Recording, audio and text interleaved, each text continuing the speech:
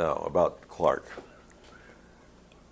When I was a kid, and then, of course, into high school, The Tonight Show was from New York, and it was an hour and 45 minutes long. I don't know if any of you are old enough to remember that, maybe.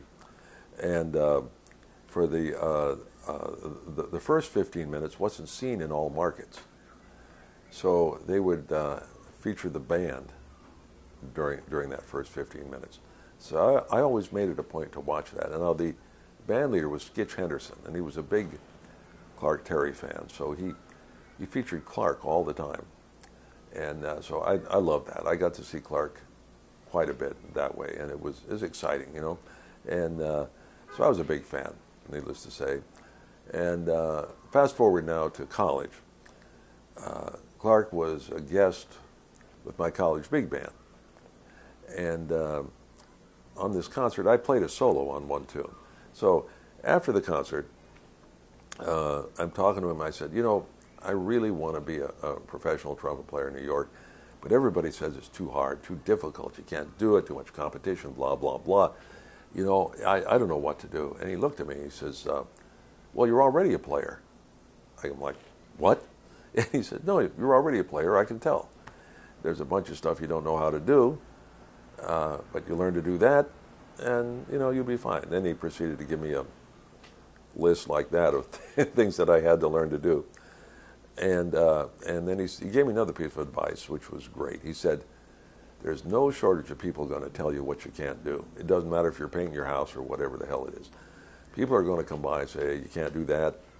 They're going to say, this is impossible. It'll never happen. Your job is not to listen. Don't listen to them.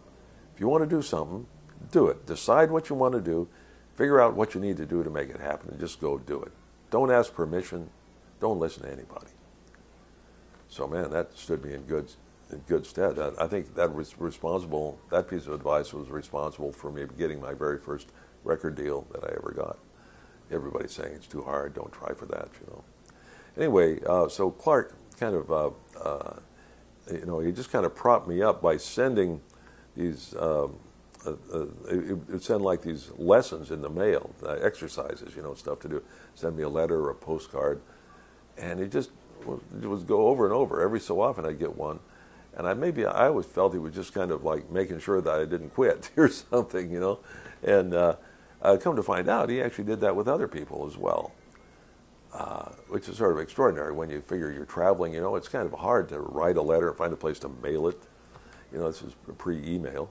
And so I don't know what he got out of it. He certainly didn't get any money, maybe satisfaction, I hope. Anyway, it sort of made a huge difference.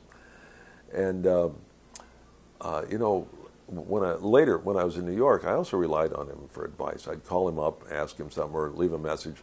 He always called back. I thought that was interesting. Sometimes it'd be the middle of the night. He'd call back because he was, you know, in Europe or something. But anyway, I remember he gave me this one piece of advice. I was going out playing the concerts with college bands, high school bands, and stuff like that. So I asked him, I said, how do you play with these guys? I mean, it's hard for me to play. He says, don't play with them because they can't play. Don't try and play with them. Don't try and play in tune with them. Don't try and play in time with them. Just play. Just ignore them. Just go ahead. So I took that advice. It was good. And a fine time was had by all. I heard the same thing from Bob Montgomery, who's a trumpet player in Colorado. Clark gave him the same advice. It worked for him as well. He helped a lot of us. But you know, something that should be brought up, that is never really brought up. Clark Terry, in my view, was like the Jackie Robinson of the New York studio scene. He really was.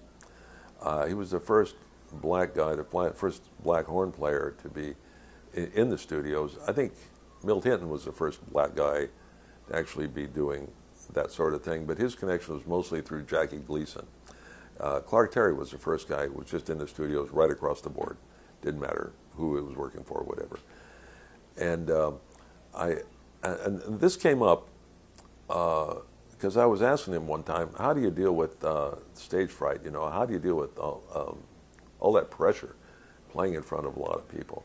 And he looked at me and says, man, that's not pressure. Let me tell you about pressure.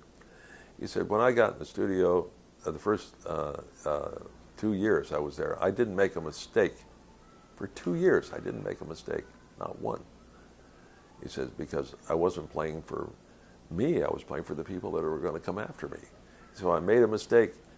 Right away, people would say, well, you know, black guys can't read, black guys can't play in tune, black guys are late, black guys are not responsible.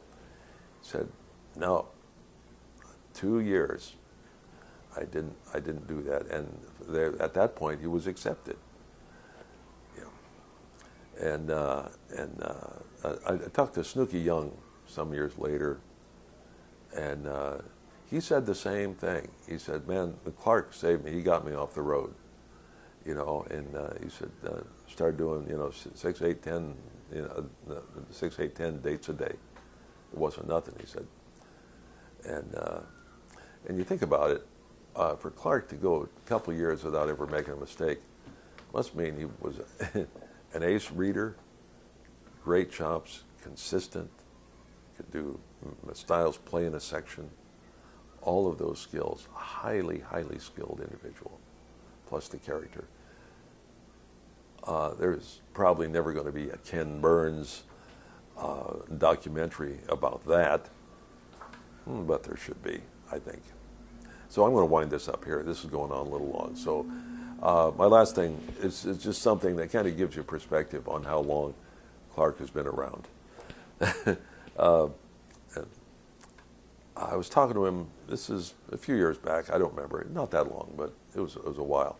And we're talking about drummers. And I said, are there any young drummers that you like, you know, that you've heard? And he said, yeah. There's this young guy, this kid, I can't remember his name.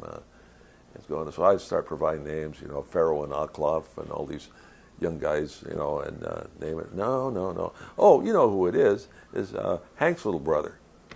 And I go, Hank's little brother? You mean Elvin? And he goes, yeah, Elvin. Yeah, you know, that kid plays good. He plays good. That kid plays good. Anyway, he was right. You know, Elvin did play good.